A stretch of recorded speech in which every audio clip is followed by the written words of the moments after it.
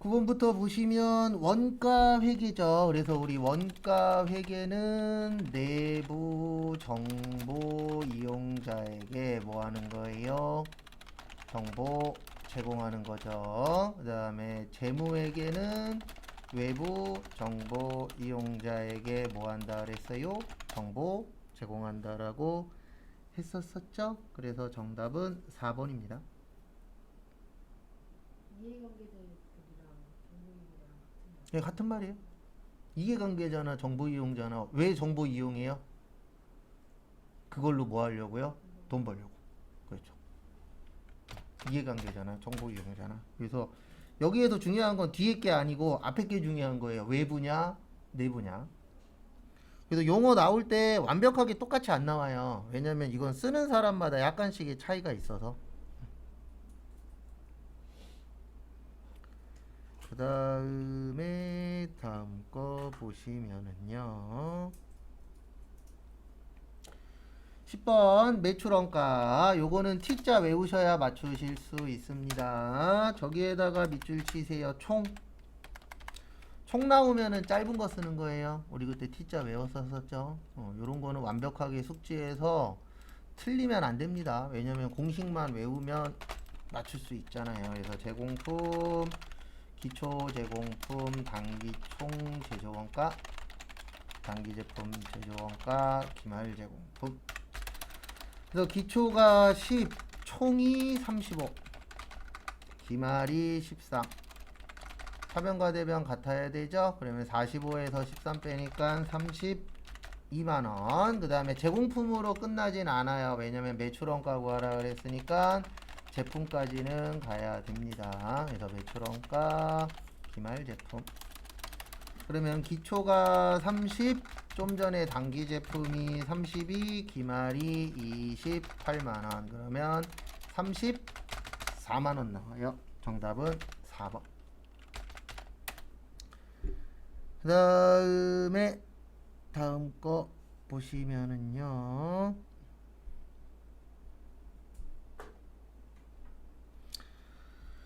보조부문 배부 방법에 몇 가지 있다 그랬었어요? 3가지. 그래서 직접, 단계, 상호. 그래서 직접은 보조부문 상호 간의 용역수수 관계가 중요하지 않을 때. 그래서 집에서 연습할 때 꼭 이런 식으로 연습을 해야 돼요. 쓰란 얘기가 아니고 머릿속으로 아 이거 나오면 뭐였었어 라고 연결이 돼야 맞출 수 있잖아요. 그 다음에 배부 순서 정하고 직접 배부와 상호 배부의 무슨 단계요? 절충. 그 다음에 상호는 가장 정확, 계산은 복잡. 그래서 직접 배부법은 보조부문 상호 간의 용역수수 관계를 무시함으로 계산이 가장 간단 맞고요. 단계 배부법과 상호 배부법은 용역 제공 관계를 고려 맞고요. 원가 계산의 정확성은 상호가 가장 정확하다 그랬죠? 그래서 정답은 4번인데 거기에다 밑줄 치세요. 변동원가하고 고정원가. 저희 시험엔 거의 안 나오는데 변동원가하고 고정원가 나오면 이중 배분율법이에요. 왜냐면 우리가 하나만으로 나누는 걸 단일이라 그래요. 우리 이중 그러면 하나예요, 두 개예요? 두 개죠. 그래서 창문 중에도 이중창이라고 있잖아요. 그러면 창이 몇 개인 거예요? 두 개. 그래서 나눠주는 기준이 두 개인 거를 이중 배분율법이라고 하고 거기 보시면 단일이라고 되어 있잖아요. 4번에 단일은 몇 개예요? 하나예요. 그래서 나눠주는 기준이 하나를 단일 배분율법이라고 하는데 얘네가 단일 배분율법이에요. 직접 배부, 단계 배부, 상호 배부. 그래서 이렇게 시험 문제 나오면 이렇게 맞추셔야 돼요. 1번, 2번, 3번은 맞아. 그러니까 몇 번이 답인 거예요? 4번이 답이야. 이렇게 돼야 됩니다. 그 다음에 12번 저기에다가 밑줄 좀 쳐주시면 감사하겠습니다. 어디에다 밑줄 치시냐면은요. 종합원가. 얘는 거의 하루에 한 번씩은 쓸 거예요. 개별원가 계산은 비싸. 종합원가 계산은 저렴해. 그 다음에 다품종, 소량, 주문 생산. 종합은 소품종, 대량 생산, 작업 지시서, 제조 지시서, 작업 원가표, 공정하고 완성품 한산량 제조간접비의 배부가 중요. 누가 중요해요? 기말 제공품. 그래서 하나씩 또 보시면은요, 다양한 종류의 제품을 소량 생산하는 경우에 적합하다. 소량이요, 대량이요? 대량이죠. 정답은 1번. 그 다음에 2번 직접 간접 나누시면 안 돼요. 왜냐면 간접 나오면 개별입니다. 그 다음에 공정 나오면 종합이에요. 그래서 정답은 몇 번이세요? 1번. 소량은 개별입니다. 13번 보시면은요. 13번 보시면 현금 판매, 외상 판매 요거 시험 문제에 잘 나오는 편입니다. 그래서 우리가 현금 판매, 외상 판매를 일명 일반 판매라고 해요. 그래서 세 가지가 있어요. 현금 주고 파는 거, 외상으로 파는 거, 할부로 파는 거. 요거는 인도 기준입니다. 그래서 1번 맞아요.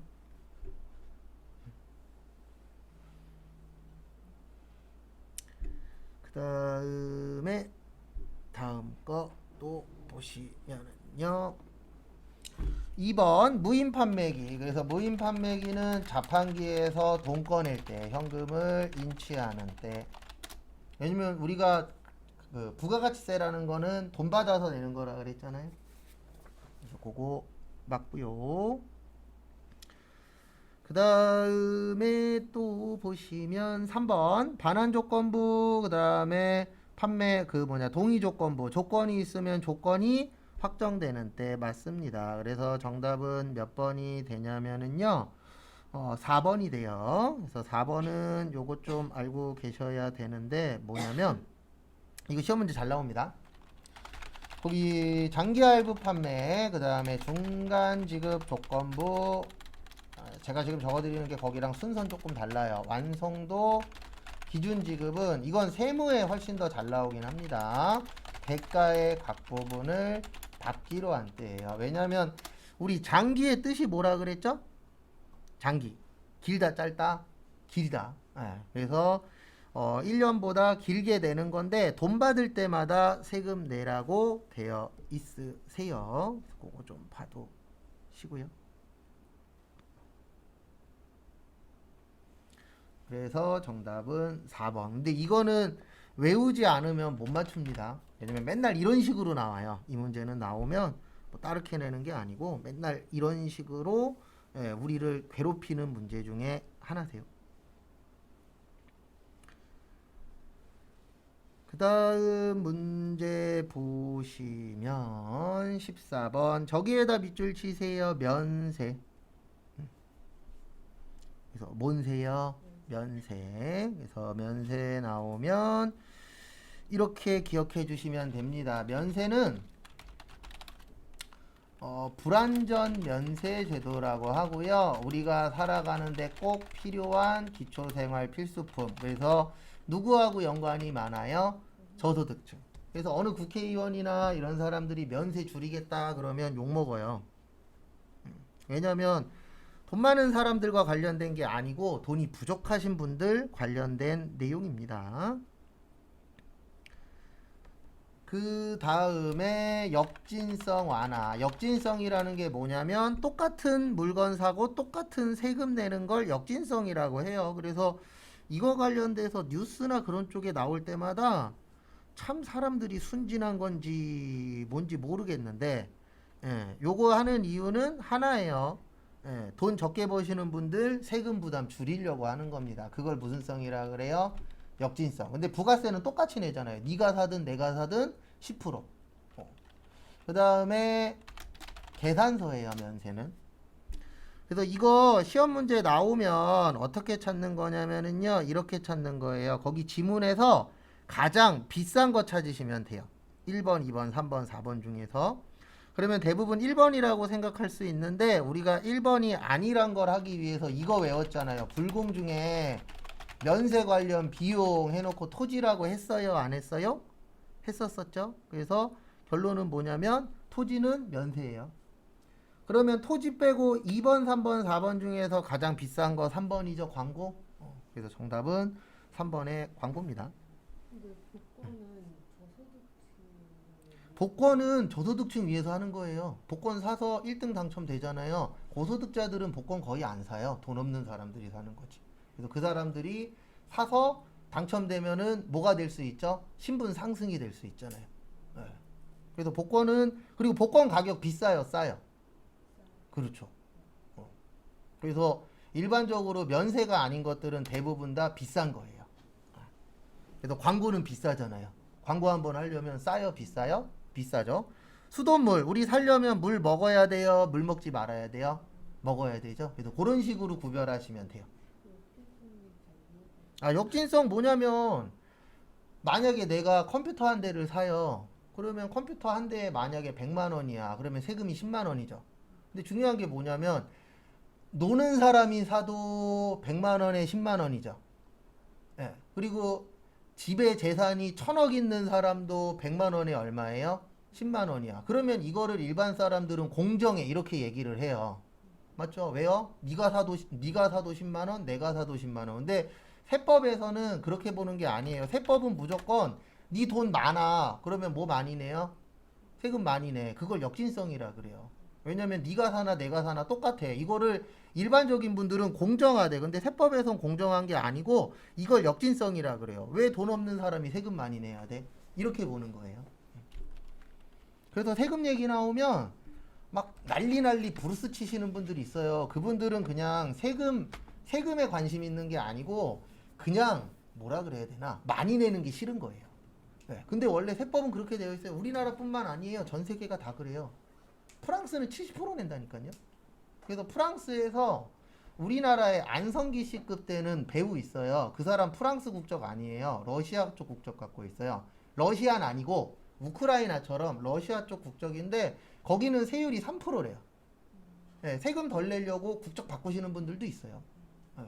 우리나라 돈 많은 사람들 국적 잘 안 바꾸잖아요. 왜요? 아직은 우리나라 세금이 그렇게 어마무시하게 높은 건 아니에요. 그래서 진짜 세금 많이 낸다라고 생각하면 우리가 걱정할 필요 없어요. 어차피 돈 많은 사람들은 국적 바꾸면 돼요. 국적 돈 주고도 살 수 있잖아요. 그래서 돈 많은 사람들 걱정하는 거 아니고 정치인 걱정하는 거 아니고 연예인 걱정하는 거 아니라 그러잖아요. 맞죠? 그 사람들 먹고 사는데 지장 없으니까. 15번 세금 계산서입니다. 정답은 2번이에요. 필요적 기재사항 바뀌면 돼요, 안 돼요? 안 돼요. 그래서 우리 필요적 기재사항 있었잖아요. 필요가 뜻이 뭐죠? 필요하다. 그러면 무슨 뜻이냐면 꼭 있어야 된다는 뜻이에요. 근데 그게 빠졌어. 그러면 잘했다, 잘못했다, 잘못했다. 그래서 네 가지 있었죠. 공급하는 자의 등록번호하고 상호 및 성명. 그 다음에 공급받는 자의 등록번호, 작성, 연월일, 공급가액과 세액. 근데 뉴스나 그런 거 보다 보면 언제부터 우리나라가 돈 있는 사람은 세금 많이 내면 안 돼. 돈 없는 사람은 세금 많이 내야 돼. 이렇게 바뀌어가고 있어요. 프레임 자체가. 네. 왜냐면 이거 자체가 잘못됐잖아요. 똑같이 내. 그걸 공정이라고 생각하는데 공정 아니에요, 그건. 그 다음에 다음 페이지 실무시험 문제 1번 있으시죠? 기초정보관리 정리 못하신 분들 정리하시고 1시까지 한번 거기에 있는 세 가지 또 넣어보시기 바랍니다. 보세요. 1번에 거래처 등록이죠. 여기 위에 보시면 카드일 때는 요거 꼭 누르고 넣으셔야 돼요. 무슨 카드요? 신용카드. 그래서 99605. 그리고 내가 직접 하고 틀리는 게 기억에도 오래 남아요. 그 다음에 카드 번호 넣으실 때 주의사항 하나 있습니다. 9410-0 넣어주셔야 돼요. 0900-5580-8352. 그 다음에 무슨 용 카드요? 사업용. 됐죠?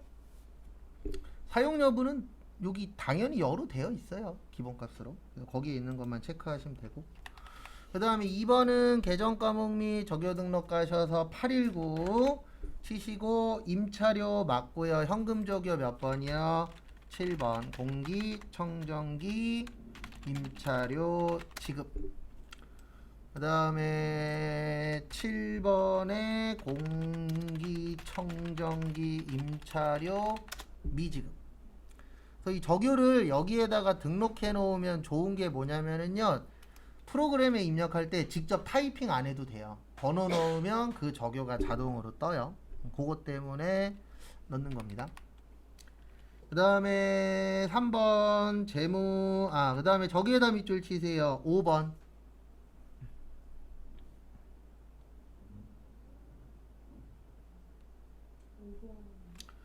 거기 500번대 있잖아요. 운반비에. 네.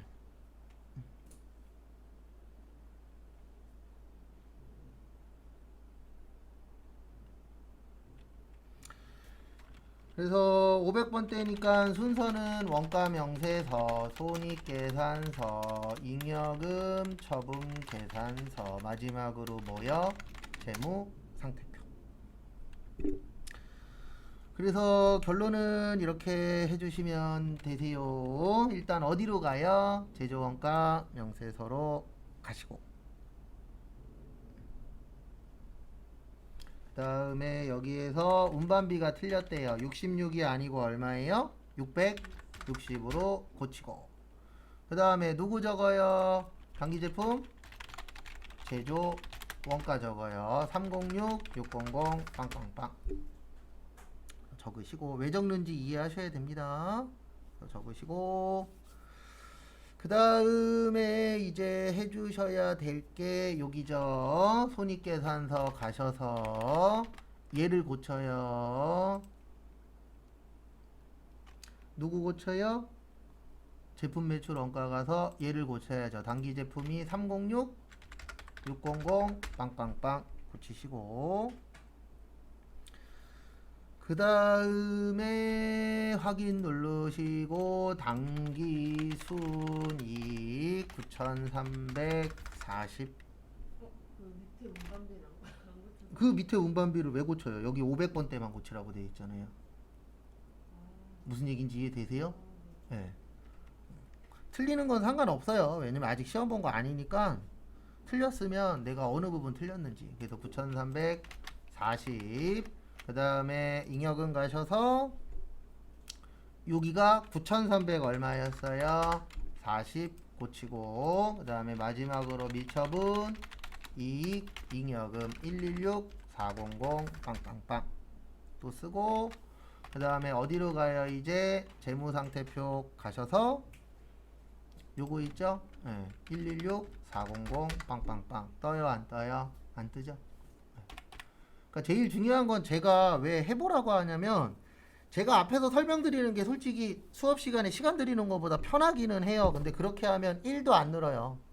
저는 원래 성향이 부딪히고 깨지다 보면 답이 나온다라고 생각하는 사람 중에 한 명인지라, 부딪히고 깨지다 보면 내가 할 수 있는지 없는지 판단되잖아요.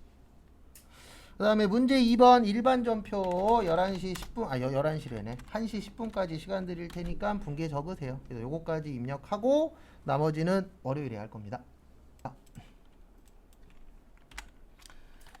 7월 20일 저기에다 밑줄 치세요. 8월 30일. 그럼 8월 30일이면 길어요, 짧아요? 짧아요. 그래서 일단 차변에 미지급금 500 선매이 왜 안 나와? 잠시만요. 7월 20일 차변에 미지급금 동갑받잖아요. 부채의 감소 선매이. 그 다음에 대변에 짧게 빌렸죠. 우리 짧게 빌린 거 뭐라 그래요? 단기 차입금. 무슨 은행? 국민은행. 여기에다 선매이 쓰시면 안 돼요. 돈 빌리는 건 은행에서 빌렸잖아요. 입력하세요.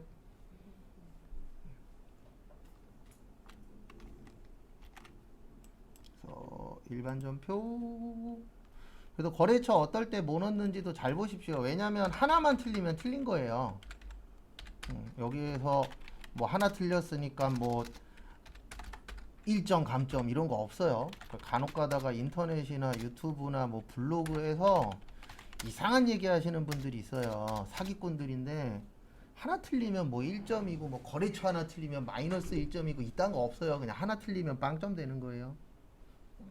예전에 한번 인터넷상으로 붙었었는데, 그 사람들은 할 말이 없어요. 왜냐면 그렇게 얘기한 적이 한 번도 없어요. 제가 이쪽에서 20년을 넘게 있었지만 한 번도 그런 얘기 한 적 없어요. 그래서 그런 얘기 믿지 마시고 왜 하는지는 아는데 희망 고문이에요. 희망 고문.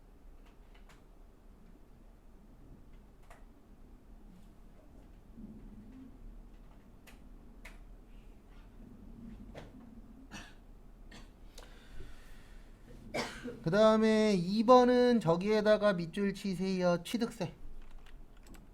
무슨 세요? 취득세. 그래서 취득세니까 매입 시의 부대 비용입니다. 그래서 건물이 완공됐다 그랬죠? 건물은 그냥 건물이에요. 그 다음에 어디에서 돈 나갔죠? 보통 예금 입력하세요. 요건 그렇게 어려운 문제는 아닙니다.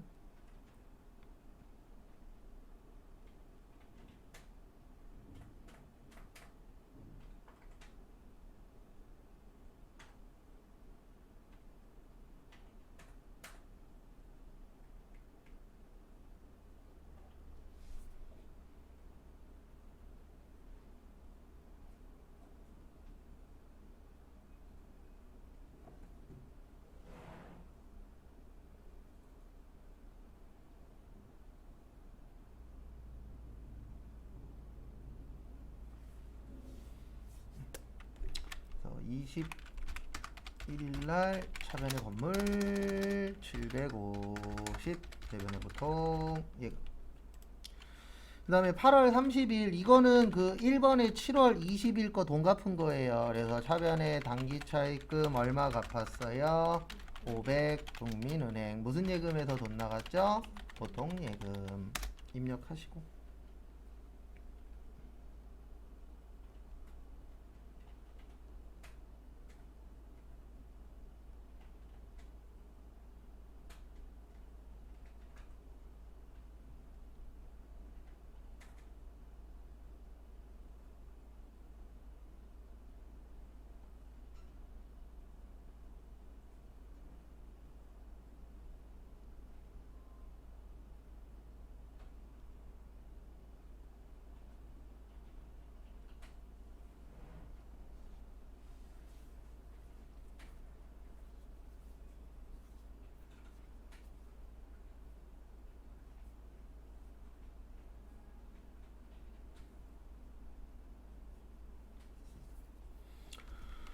그래서 8월 30일 차변의 단기 차입금 국민은행 500 대변의 보통예금 500. 그리고 치다 보면 이렇게 국민은행 나올 때가 있어요. 여기 요거 지우는 방법은 그냥 스페이스바 한번 누르고 엔터 치면 지워집니다. 그 다음에 9월 10일 저기에다 밑줄 치세요. 원천징수. 그래서 아까도 썼는데 원천징수 나올 때마다 항상 이거 씁니다. 그래서 원천징수 줄 때는 예수금, 받을 때는요 선납세금. 그래서 이자 수익이나 법인세 중간예납이라는 문구 나오면 선납세금이에요. 근데 거기는 지금 보시면 급여 지급이잖아요. 그래서 무슨 금이에요? 예수금 16만원. 그 다음에 카드에다가 밑줄 치세요. 카드는 현금 외상. 그래서 미지 급금 16만원. 무슨 카드요? BC 카드 정리하시고, 그 다음에 10월 22일 거 또 보시면 저기에다 밑줄 치세요. 판매.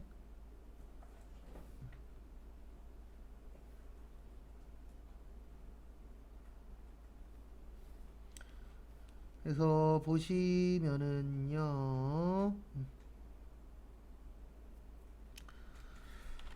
매입 시에 부대 비용은 원가 처리한다 그랬습니다. 그 다음에 원가 처리. 그 다음에 단기 매매 증권 살 때 부대 비용은 900번대 수수료 비용이에요. 근데 지금은 팔았잖아요. 매출 시의 부대 비용은 그냥 비용 처리하는 겁니다.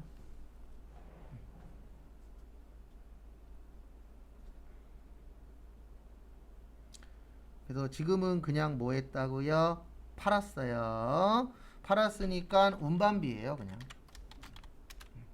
800번대. 왜냐면 팔았잖아요. 800번대가 뭐라고요? 판매비와 관리비. 그래서 판매와 관련 있는 건 800번대예요. 보통 예금 15만원 정리하시고 입력하십시오.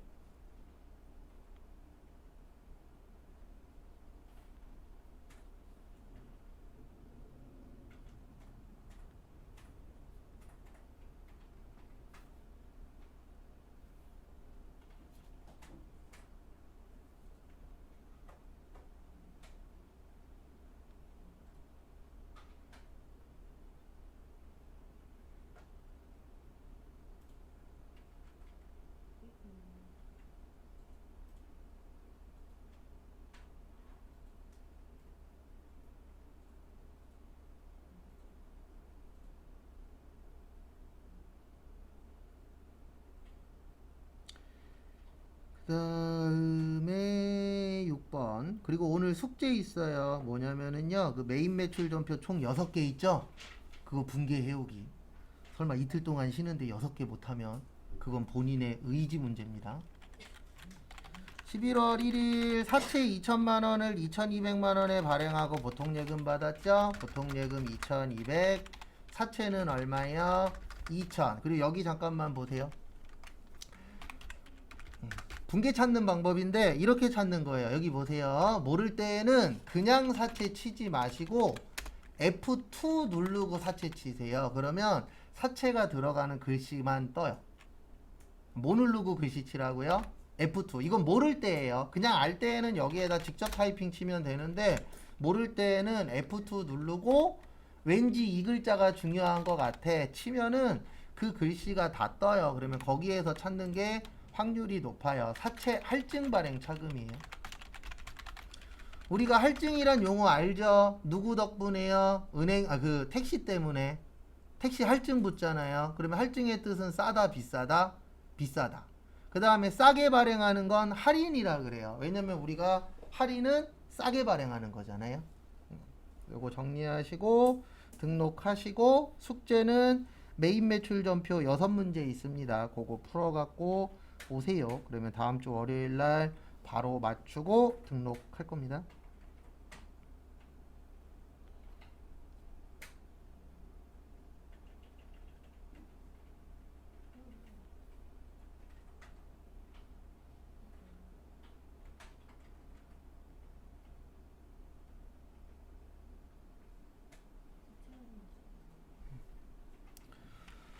그래서 입력은 11월 1일 날. 그러니까 이런 게 문제예요. 이런 거는 자주 안 나오잖아요. 그래서 저런 것들은 그래서 어떻게 보면 시험 보실 때 시험 운이라는 게 있어야 돼요. 그래서 사채 쳤는데 왠지 사채 할증 발행 차금인 것 같아. 이런 게 죄송하지만 한두 개는 맞아야 돼요. 어쩔 수 없어요.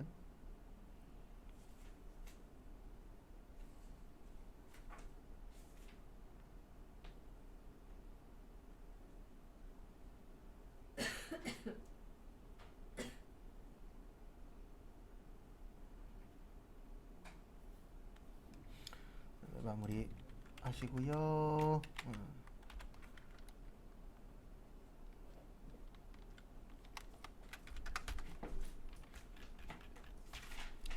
그다음에 요거 오늘 한 거는 메일로 보내드릴게요. 그래서 고생 많으셨고 주말 잘 보내시고요. 그다음에 이제 다음 주부터 한 2주 정도는 그 기출문제 좀 바쁘게 풀 거니까 그거 참고하시고 나오실 수 있는 분들은 나오시고요. 지금처럼 줌으로 들으시는 분들은 줌으로 들으시면 됩니다. 고생하셨습니다.